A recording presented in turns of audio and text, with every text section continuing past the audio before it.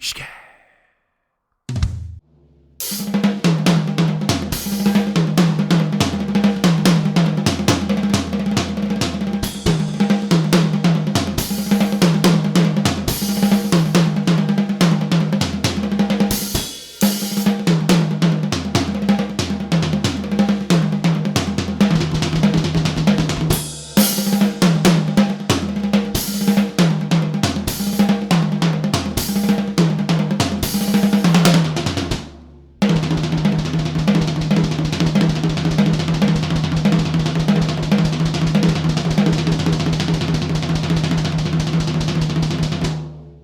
The Tama Club Jam Vintage kit is a 6-ply poplar drum kit that comes with a rack tom, a floor tom, bass drum, and yes, they throw in a snare drum.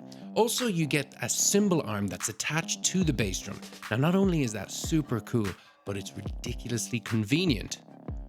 The 10x7 tom sounds great, it has a good tuning range.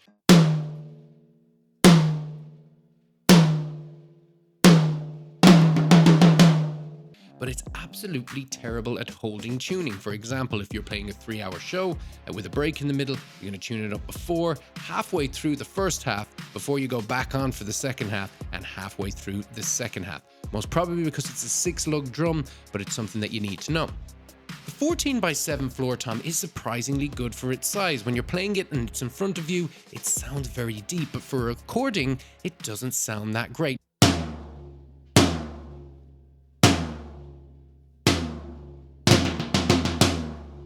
Now, we recorded this with just an Audix i5 acting as an overhead, and it came out quite well. However, if you go to a recording studio and you mic it up on its own, and you listen back to the recording or you listen to it through a PA, it sounds a little weak. But what do you expect from a floor tom that's only 7 inches deep?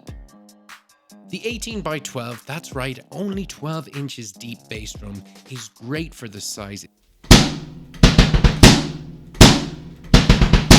It's like a little cannon when you mic it up, and it comes with the light brown hoops. It's got a 13x5 snare drum. Now, that is my least favorite of all the drums.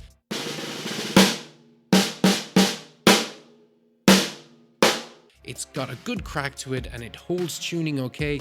That's pretty much all I've got to say about it. Overall, it's a good sounding drum kit. Engineers have said that they don't have to mess around with it too much when I'm playing live, going on to say that it has a nice old school sound.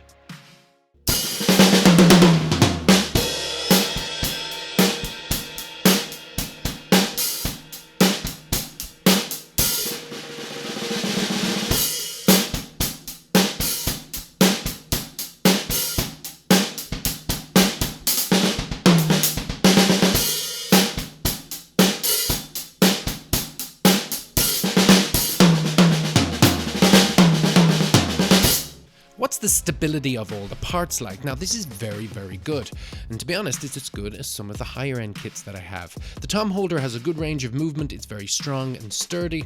The cymbal arm is very strong. I've had up to a 22-inch heavy ride on this, and I've had no issues once you tighten it tight enough. Now, I do wish I could get it a little bit higher, but that's just me.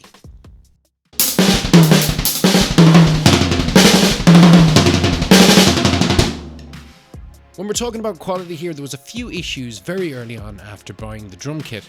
A couple of screws came loose from the rack tom on a gig, so I had to screw them back in, and also the end plate popped off the snare. Now, none of this has happened since, but it's something that you should know.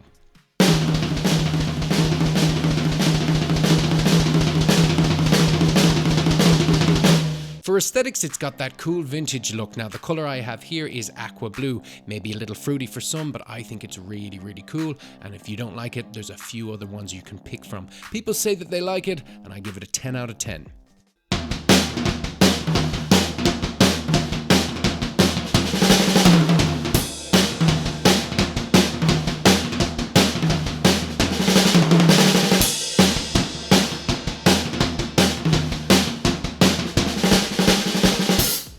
Alright, let's get down to brass tacks, folks. We're talking about value for money. Now, is this the best sounding drum kit in the world?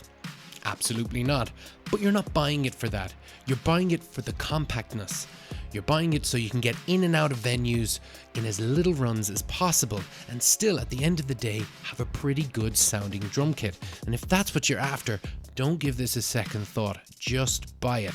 And with a price point of under $400, well, I mean, just shut up and take my money. One thing I do say to everybody about this drum kit, you're gonna have to buy new skins with it because you're not gonna get a lot of miles out of the stock skins that come with the drum kit. That's it for this one, guys. Thanks for checking out the video. Please remember to hit a like or a dislike. Please help me out by commenting and let me know if this helped you, and make sure that you subscribe for more. Take it easy, guys. Have a good one. Bye-bye.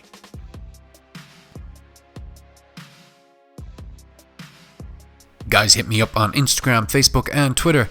And if you like what you've seen here today, you can see a lot more videos. Just click on any of them here on the screen.